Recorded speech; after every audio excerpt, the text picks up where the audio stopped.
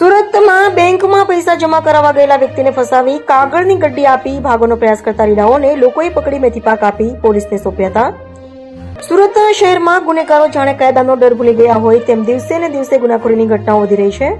Phulpada Ashwini Kumar road પર આવેલી bank of બરોડામાં એક વ્યક્તિ સાથે છેતરપિંડી કરવાનો પ્રયાસ કરનાર બે ઠગબાજોને લોકોએ રંગે હાથ ઝડપી પાડી મેથીપાક ચખાડ્યો હતો.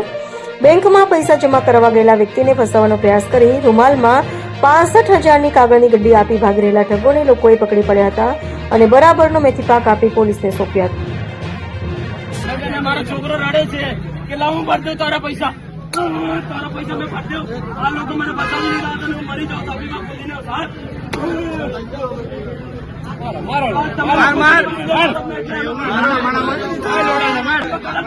ગુજરાતી છે તું,